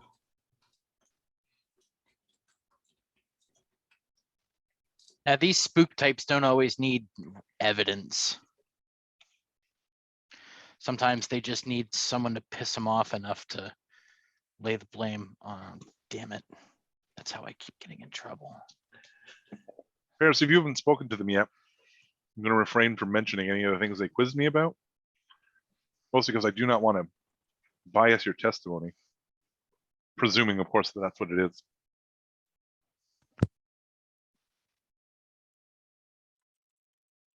And I encourage you to avoid speaking to any of the crew as well about their time with the commander and her lackey. Yeah, fuck that guy. Is he a Betazoid? Mhm. I could Did feel he- him Seems to have a real chip on crawling his around shoulder in about. there. Yeah. Seems, Did he use his powers on you as well then? Yeah, I could feel him crawling around in there. that's exceptionally rude. I would actually, I encourage both of you to lodge a complaint with Starfleet Command. Betazoids aren't intended to use their powers in that manner. Yeah, I'll just punch him if I get a chance. No, punch him in the career, Sorry. Krev. Zed It's not my looks style. Zed looks very confused as if you're talking about a person he doesn't, that can't possibly be the same person. But he doesn't say anything. He just looks at everyone like, Commander, if you still have a headache from your time in there, I can give you some aspirin. I appreciate it. I'll just drink it away. Or drink it worse. Either way. I'm sure you know where your hangover cure is then. There's no point in getting drunk if you're not going to pay for it later. Okay, that's the new one for me. And as everyone is standing there in the room, I think this is a good cadence to the comm badge over the, because all of your badges, just as precedence, were taken prior to, because at the end of last episode, the Commander Kayde took the captain's badge. So all of you don't have your badges, but over the ship's comms, you hear Lieutenant Paris to the conference room on deck 1. Please meet with myself and Commander Kayde. Understood. And as we pivot over to the conference room, once more. We watch as Lieutenant Paris crosses the bridge, enters in. Bouchard motions for one of the seats. By the way, just a slight Yes. note: when I leave, everyone notices that I was carrying a tray, sort of like the one I had at the potluck. I love that. Like I a love that. commemorative one. Like a commemorative tray, maybe?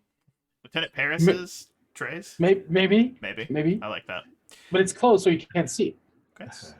And as you It's enter, carried. Oh, as you enter in, you do see that the two of them are sitting there. Kind of looks like Lieutenant Commander Bouchard is like packing some things up, but he still has a couple of data pads in front of him. He sets it aside. As you enter in, he motions, "Please, Lieutenant, take a seat."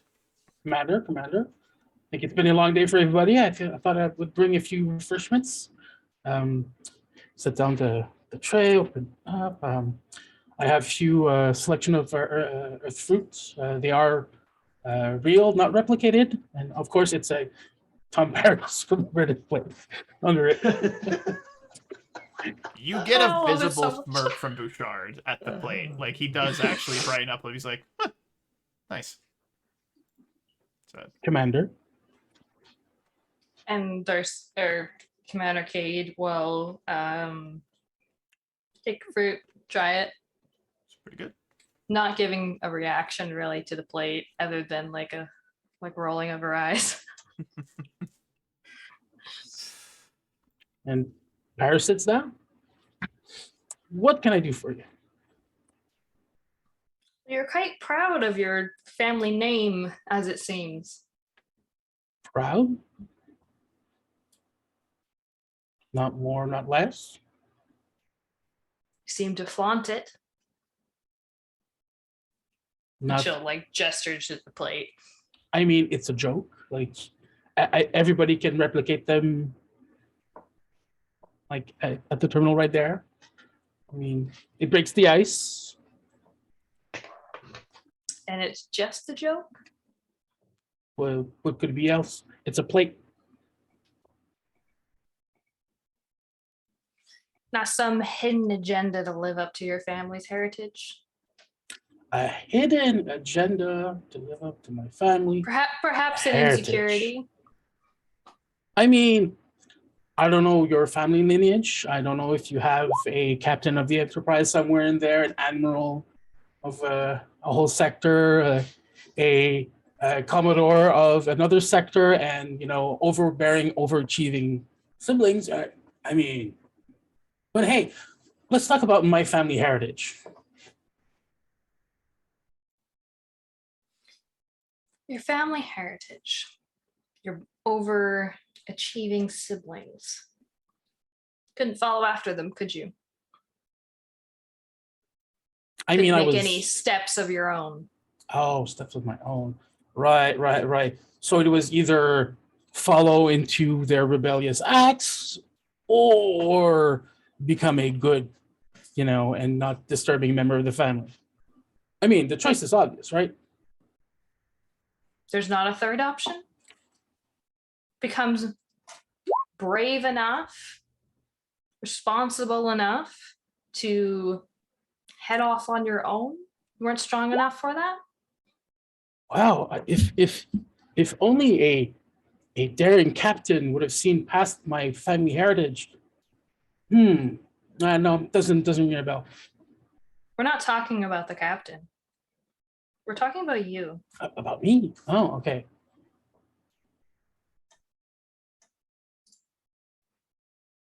Were they really rebelling? I mean, you blow up a shuttlecraft at 12 and not be rebellious? So what happens? Children are rebellious.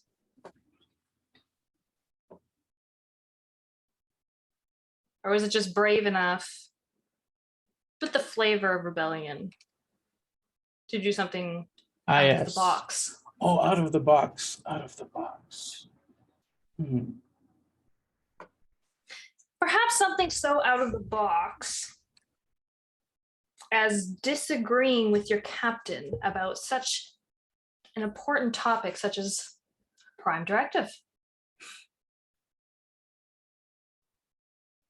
I disagree with my captain on a lot of subjects. Doesn't mean doesn't mean he's not a bad captain. Doesn't mean I'm a bad Paris. I mean, what is a good Paris? Right? What is a good Paris? I don't know. Why is it a Paris at all? Why is it just an Exactly. officer? Why put the title on it? As you just did. The title on what? The family name? Ah, yes. You know why there's a title? Probably because there's expectations.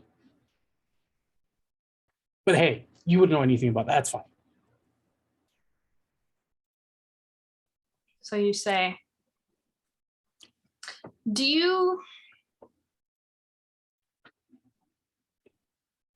obviously disagreed with the captain's decision about the prime directive, and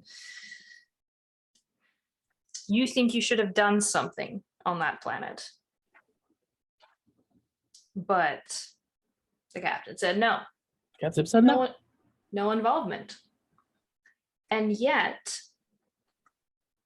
the two members that boarded your ship, their memories were not wiped when they returned back to the planet. Okay, if you say so. So, therefore, actions took place on that planet as a result of the influence from this ship to those two members, which caused an uprising. Therefore, this ship influenced that culture. So I'm sure that diplomatic law will take another 10 years to decipher how any involvement we had in that particular incident. I am but a science officer on board a ship who gave my opinion to my captain. I disagree. It doesn't mean it doesn't mean I was right or I was wrong. But you were right, because in the end, No. Starfleet had influence on this culture, which is against the prime directive as your captain deemed it. And again, I'm just a science officer. I am not the one that will have the final say if there was influence. And then if there was influence, it's not up to me then to condemn the captain. But you would want it to be up to you, wouldn't you? One day. The Paris that you are. One day I want my own ship for sure. Bouchard cuts in for a moment, and Paris, similar to the way I described it to Commander Ajay, that pins and needle sensation on your mind as though it is being probed and kind of like a pressure being pressed down on it.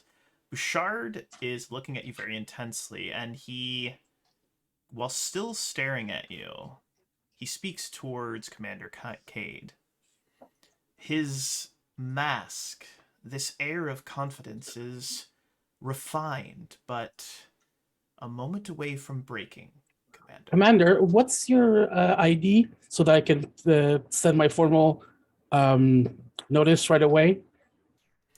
00123. Oh, thank you. It was right there. Have my pad. Thank you. Would you like mine as well? Oh no, you didn't try to intrude my thoughts. That's fine.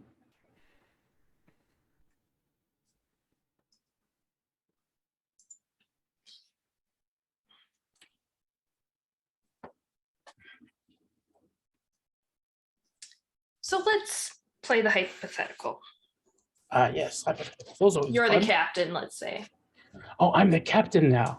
Yes. Sure.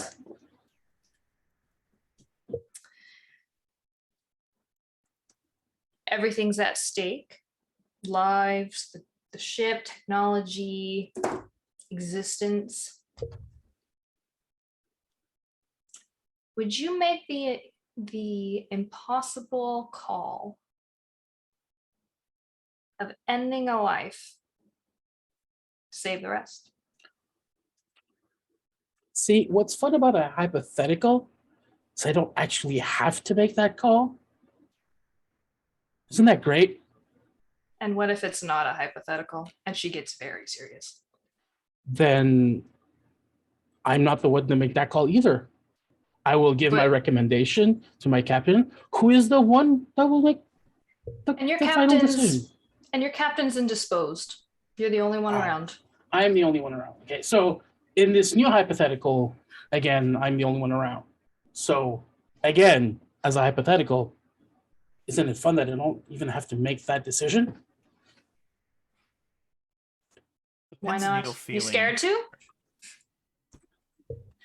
Scared is like Or miles sorry, from should where I I'm. use I am cowardly? shitting in my pants with the idea that you want me to decide on the fate of the universe, the galaxy, the meta universe, the idea that I, a simple human, should have that kind of power right now. Are you insane? Like, that is not one person's decision ever. Sometimes it has to be. And are you the one to decide that when that decision is? If that decision was in my hands, I would make it. No, I'm not talking about if the decision is in your hand. I'm talking about the are you the one that decides when that person decides? Yes. Sorry, as a player, I'm not following your question. So what he's asking is, and please, I Sorry. don't want to put any words in your mouth, Symbol, but what Oh, you're it's asking fine. is, are you the one that makes the decision to choose who has to make the decision? It's a little bit of a, and I Okay. think in this moment, Bouchard would butt in and simply say yes. Ah. Is that how it works now?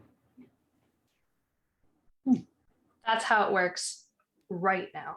Ah, okay.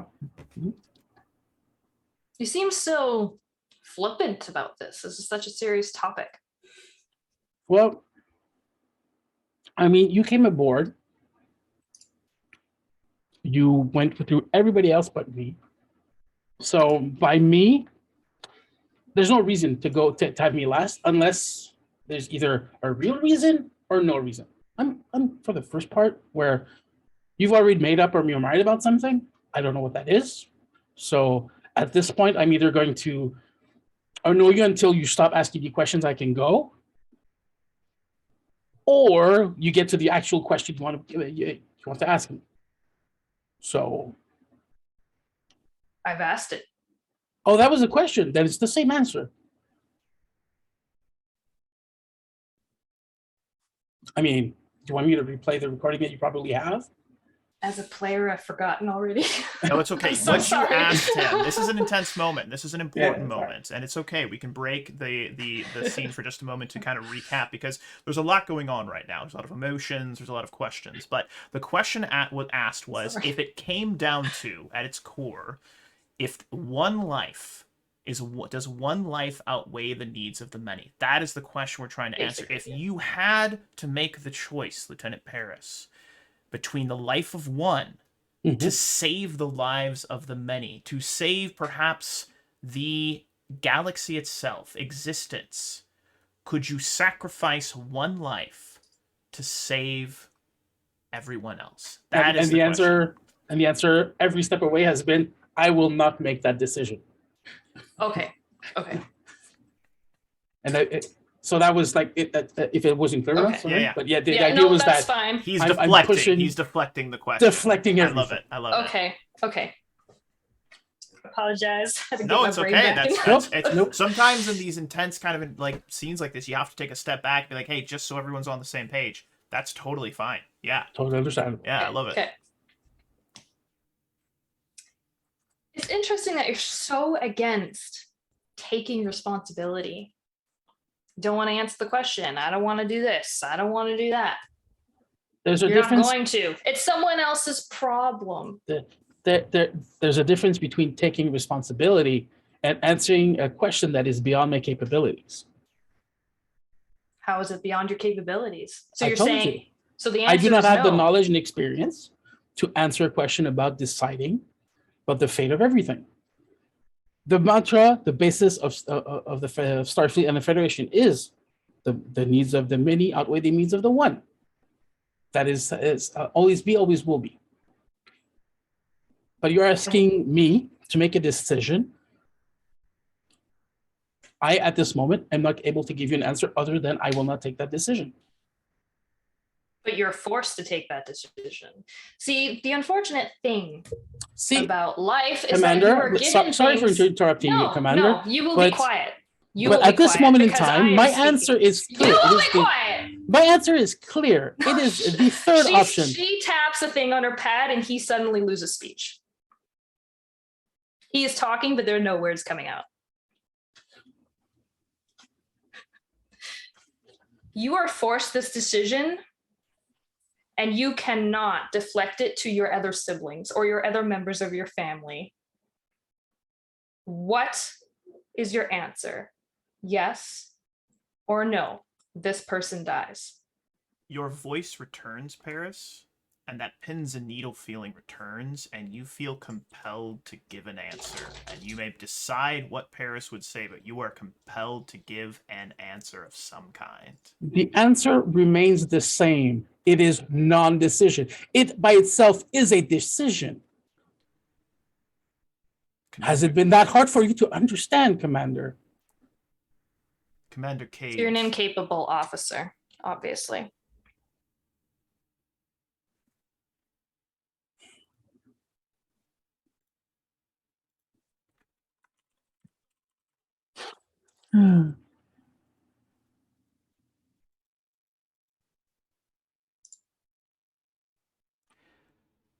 He has something to prove, Commander Kayde.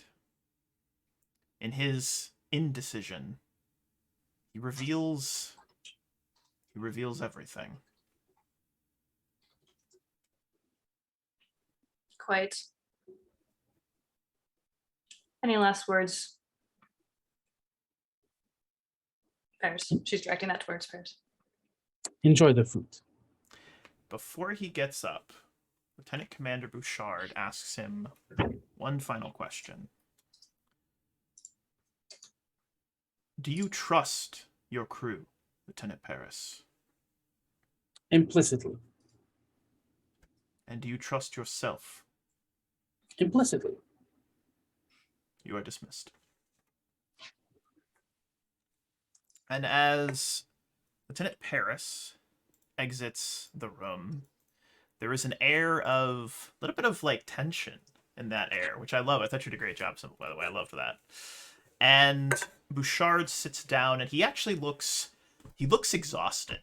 Little beads of sweat, a little bit of frustration on his face, and he looks like this has been very trying on him. And I imagine Commander Kayde looks just as put together as she did when she first arrived aboard the ship. He turns to her.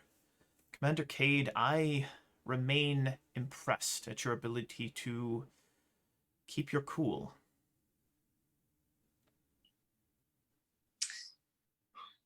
So you say.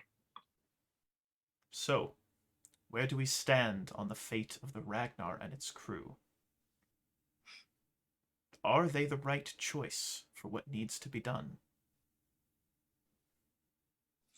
In its entirety, no. And she will get up and leave the room. Very well. And I believe our last scene is Commander Kayde. I believe you wanted to call everyone into the bridge. Is that where you wanted to have everybody? Well, she'll just arrive to where they have all congregated, and if they So it would be haven't aren't congregated, then she'll make an announcer or something for them to congregate. So that would be inside of the captain's ready room. And Commander Kayde enters in, along with Paris, who has returned, and I leave the scene to you, Commander. She walks up. She's got stuff in her hands, and she places them on the table, and it is all of your badges. And she will say, "You're free to go." And if no one stops her to say anything, she will leave. Go where? Go where no man has boldly gone before. And I think that is where the camera kind of pans back, exits out of the captain's ready room, and we roll credits. And that is that. Wow, that was an interesting session. That was I thought it was awesome. super fun. Don't feel bad, Jill. It was great. Yeah. I should have Great. yelled. I feel so Yeah, no, I embarrassed. loved it. I got loved so it. caught up in the moment. It was good. No, it was great. That's You gotta perfect. have a little Perfect, passion. yeah. I thought Yeah, that it was was great. fantastic. You did a Yeah. great job, Okay. Drill. I got uncomfortable at some points, and that was good because it was like Uh, pressing the boundaries of role playing and stuff. So I thought it was great.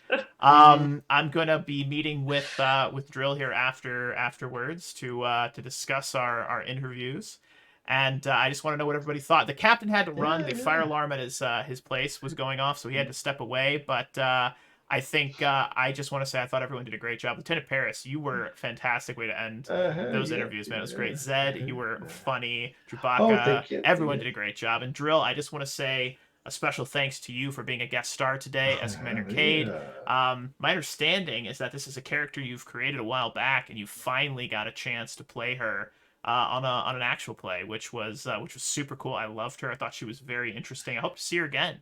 Maybe one day in the future. It was super great. But any final thoughts, questions, comments, or Yeah. concerns from our crew at the Commander- end here?